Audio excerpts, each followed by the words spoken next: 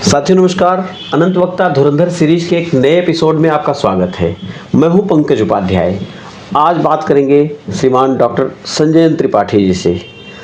जानते हैं, समाज, राजनीति और शिक्षा, इन तीनों में धुरंधर। मैं गोरखपुर से बात कर रहा हूं। आज हमारी मीडिया ने आपको धुरंधर चुना है। इनकी सक्सेस स्टोरी बाद में बताएंगे, पहले संघर्षों की गाथा आपकी ही जुबानी आपसे जानेंगे। त्रिपाठी जी, कार्यक्रम में स्वागत है आपका। बहुत बहुत धन्यवाद। शिक्षा के क्षेत्र में, राजनीति के क्षेत्र में और सामाजिकता में समान आपने पैरेलल चलते हुए मजबूती से पैर कभी अपना डगमगाने नहीं दिया है। लेकिन कभी न कभी इन चीज़ों की शुरुआत तो हुई होगी। हमारे दर्शक और हम जरूर जानना चाहेंगे आपकी जुबानी। बहुत बहुत धन्यवाद। सबसे पहले तो आभार आपका कि आपने अपनी धुरंधर सीरीज़ के लिए मेरा चयन किया है और आप दिल्ली से चल करके गोरखपुर मेरा ये साक्षात्कार लेने के लिए आए हैं। आज जिस मकाम पर मैं हूँ जी, ये हमारे लिए जहाँ पहुँचना है उसका एक बहुत छोटा सा पड़ाव है।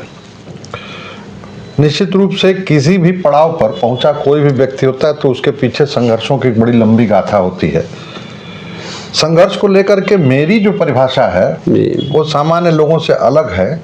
संघर्ष दो तरीके का होता है, एक प्रोडक्टिव, एक नॉन प्रोडक्टिव। मेरा अपना निजी मानना है कि ऐसा संघर्ष जो परिणामदायी न हो वो पीड़ा देता है, वो नकारात्मक भाव उत्पन्न करता है और कहीं न कहीं निराशा उससे आती है संघर्ष करने वाले के मन में। लेकिन जो संघर्ष परिणामदात्री होता है वो संघर्ष करने वाले को आनंद देता है और बेहतर करने की प्रेरणा देता है।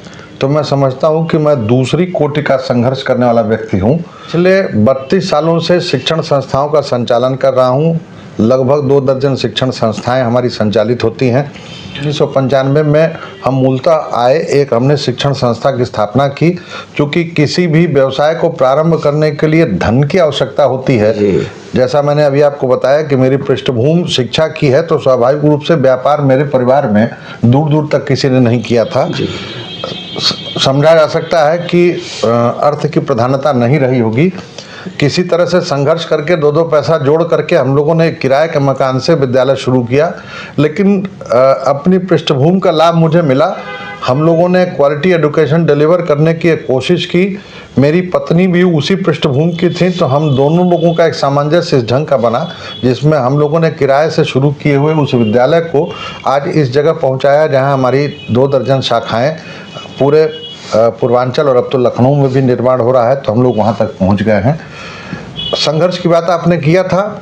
संघर्ष बड़ा आनंददायक रहा है मेरा। संघर्ष तो पीड़ादायी होते हैं सबके। मैंने अभी बताया आपको कि जो परिणामदायी संघर्ष होता है ना, वो आनंद देता है जी। और संघर्ष में जो व्यक्ति आनंद अनुभव कर लेना सीख लेता है, फिर उसको दुनिया में कभी पराजय का मुख नहीं देखना होता है। चलिए, ये तो अच्छी बात रही कि आपने उसे संघर्षों के दौर को भी बड़े सिस्टमेटिक तरीके से लिया। लेकिन वो पहला दिन जब आप शिक्षा क्षेत्र में एक स्कूल डालते हैं छोटा सा, फिर डालने के बाद उस संघर्षों में कभी आपने ये नहीं सोचा या सोचने के लिए मजबूर नहीं होना पड़ा कि हमने गलत फैसला तो नहीं कर लिया? नहीं, ऐसा कभी अनुभव नहीं हुआ। और उसका कारण सबसे बड़ा ये था कि मैंने आपको बताया मेरी पृष्ठभूमि ही शिक्षा की थी। तो मुझे लगता है कि शिक्षा के क्षेत्र में कुछ बेहतर करने के लिए मुझसे बढ़िया विकल्प कौन हो सकता था। पूर्वांचल के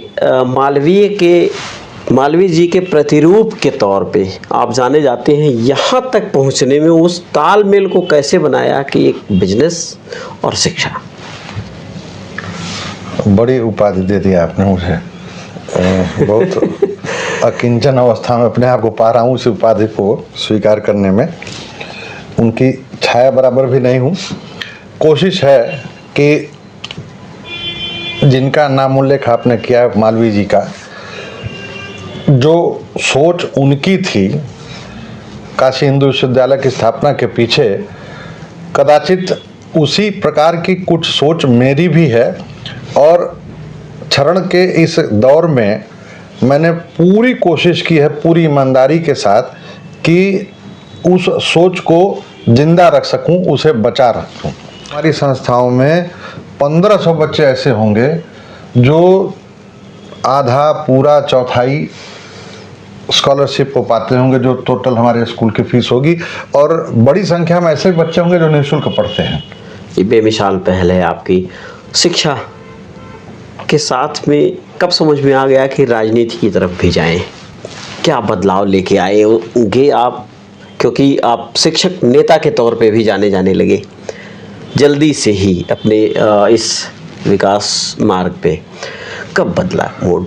इस देश में नीति सम्मत किसी भी निर्णय में यदि आपको हिस्सेदारी करनी है तो ये जरूरी है कि राजनीतिक रूप से आप सक्षम हो, समर्थ हो, और आप एक चुने हुए प्रतिनिधि हो, वो चाहे विधानसभा के लिए चुने जाएं, विधान परिषद के लिए चुने जाएं, या लोकसभा या राज्यसभा के लिए आप चुने जाएं। तो उन नीति नियामक संस्थाओं में अपनी उपस्थिति दर्ज कराने की एक इच्छा मेरी सन 2002 में जागृत हुई, जब अकस्मात उत्तर प्रदेश के वर्तमान मुख्यमंत्री जी माननीय श्री योगी आदित्यनाथ जी के साथ राजनीति में मेरा जुड़ना हुआ, और एक अभियान उनके द्वारा चलाया जा रहा था हिंदुत्व का, जिसका मैं भी सहभागी बना, और वहाँ से राजनीति की तरफ मेरा झुकाव बना, और आगे बढ़ता हुआ मैं विधानसभा का चुनाव लड़ा। 2006 में एक कोड़ीराम विधानसभा हुआ करती थी, वहाँ से मैं निर्दल प्रत्याशी लड़ा। फिर उसके बाद मैं कांग्रेस की सदस्यता लेकर के 2007 में आम चुनाव में लड़ा। फिर 2010 में गोरखपुर फैजाबाद स्नातक निर्वाचन क्षेत्र का मैं चुनाव लड़ा। पहली बार में ही लगभग 30,000 मत हासिल करके मैं दूसरे स्थान पर रहा। 2017 में फिर मैं चुनाव लड़ा, इस बार निर्दल प्रत्याशी के तौर पर लड़ा। इस बार 8,000 मत मुझे पहली बार से ज़्यादा मिला, लेकिन दुर्भाग्य रहा कि चुनाव में फिर भी जीत नहीं पाया। तब से लेकर अब तक मैं राजनीति में समाज हित के जो भी कार्य हैं उन कार्यों को निरंतर संपादित करता रहता हूँ।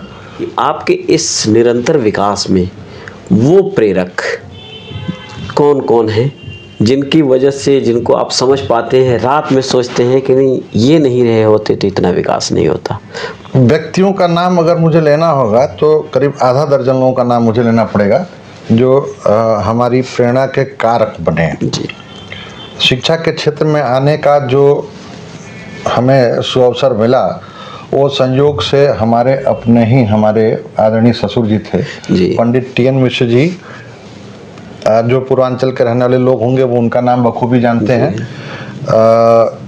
रहने वाले यहीं गोरखपुर के बढ़लगंज के, लेकिन राजस्थान में जा कर के उस मरुभूमि में उन्होंने शिक्षा का एक बिरवा रोपा और धीरे धीरे उसे एक विशाल वृक्ष का रूप दे करके आज पूरे हिंदुस्तान में उनकी सैकड़ों शाखाएं संचालित होती हैं।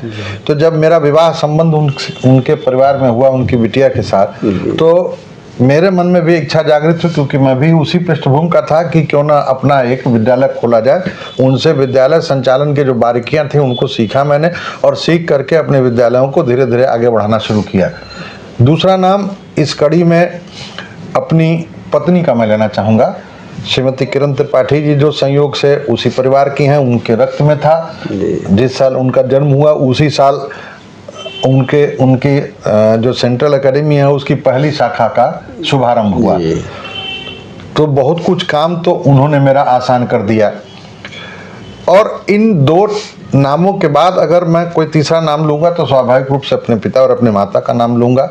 गोरखपुर के अलावा किन किन जिलों में संस्थान अपने हैं और किस नाम से हैं, जैसे लोग कनेक्ट कर पाए? देखिए, मुख्यतः तो हमारे जो हम विद्यालय संचालित हैं उनका नाम नवल्स एकेडमी है जी। नवल हमारी माँ का नाम था जी।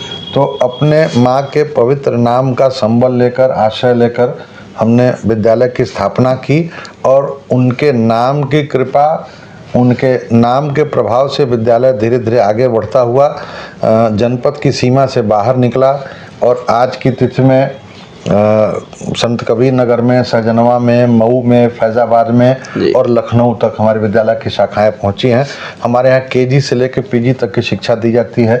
हमारे बीएड कॉलेजेस हैं, हमारे डिग्री कॉलेजेस हैं, इंटर कॉलेजेस हैं जो सीबीएसई बोर्ड से एफिलेटेड हैं, यूपी बोर्ड से एफिलेटेड हैं, आईसीएसई बोर्ड से एफिलेटेड हैं। तो ये विद्यालयों का हमारा ये जो पास आउट आपके बच्चे होते हैं वो कहाँ कहाँ हैं? किसी ऐसे बच्चों का जिक्र किन कुछ लोगों का करना चाहेंगे आप इस इंटरव्यू के माध्यम से जो आज आपके सितारे हैं और गौरव महसूस होता है आपको उनका नाम समझ के? बड़ी बड़ी संख्या में है। जैसे हमारा एक अपना मीडिया हाउस भी है जी, और आपको सुखद अनुभव होगा, जहां आप बैठे हैं यहीं से उसका संचालन होता था। 2002 में उसका शुभारंभ हुआ और लोकल स्तर पर एक लोकल मीडिया चैनल के रूप में उसकी शुरुआत हुई और धीरे धीरे उसने विस्तार करके अपने आप को क्षेत्रीय स्तर पर फैला लिया। लगभग 7-8 जनपदों तक उसका विस्तार रहा और उसी चैनल से निकल करके आज एबीपी न्यूज़ की जो वाइस चेयरमैन नियुक्त हुए, अभी पीछे आज तक में थे, उसके पहले उन्होंने सहारा में काम किया, ईटीवी में काम किया, चित्रा त्रिपाठी। विद्यालयों से निकले हुए कम से कम मुझे लगता है कि 200 से अधिक बच्चे इस समय डॉक्टर्स होंगे। तमाम IITians हैं, तमाम बड़ी कंपनियों में काम कर रहे हैं, तमाम विदेशों में काम कर रहे हैं। तो ये हमारे लिए एक बहुत सुखद अनुभव है, क्योंकि शिक्षण संस्था का संचालन करना सिर्फ अक्षर ज्ञान कराना नहीं है, विद्यार्थियों को कहीं ना कहीं उनको उनकी मंजिल तक पहुंचाना, उनकी अभीष्ट मंजिल तक पहुंचाना जिसके वो हकदार हैं, ये भी हमारी एक जिम्मेदारी बनती है। और उस लिहाज से मैं समझता हूँ कि मैं बड़ा सौभाग्यशाली हूँ। उन युवाओं के लिए, क्योंकि हजारों की संख्या में हर साल आप युवा गढ़ते हैं, मॉडर्न एज में जब वो कुछ सीखने का जज्बा ज़रूर होता है और सीखने के रास्ते नहीं होते, तो क्या मैसेज देना चाहेंगे उनको? आप अर्हता से ज़्यादा पात्रता पर अब काम करना शुरू करिए, क्योंकि अर्हता यानी कि डिग्री यानी कि सर्टिफिकेट, तो हम में से आप में से बहुत सारे लोग इसलिए केवल पढ़ते हैं क्योंकि हमारे पास एक डिग्री हो जाए और उसके पीछे एक विश्वास होता है कि वो डिग्री हमको हमें रोजगार दिला देगी। जी, दरअसल रोजगार की कमी नहीं है, बड़ा रोना रोया जा रहा है कि बड़ी बेरोजगारी है, बड़ी बेरोजगारी है, पर सच्चाई ये नहीं है। बेरोजगारी उतनी नहीं है जितनी प्रचारित की जा रही है। दरअसल रोजगार प्राप्त करने वाले के पास रोजगार प्राप्त करने का कौशल नहीं है, कौशल का अभाव रोजगार का संकट उनके सामने पैदा किया हुआ है। ये कौशल ही उसकी पात्रता है, हमें पात्रता पर काम करना पड़ेगा। आपके इस प्रश्न के जवाब में सिर्फ यही कहूँगा कि पूरी सोच को बदलने की आवश्यकता है। हमें पढ़ना है इसलिए कि हम शिक्षित हों, न कि इसलिए पढ़ना है कि हमारे पास एक डिग्री आ जाए। वो डिग्री उनके लिए एक खर्चे की रसीद भर है। आज के लिए बस इतना ही। बहुत बहुत धन्यवाद, बहुत बहुत धन्यवाद। ऐसे ही किसी शख्सियत के साथ आपकी भेंट करवाएंगे, बने रहिए, बहुत ध्यान से रहिए। धन्यवाद, नमस्कार।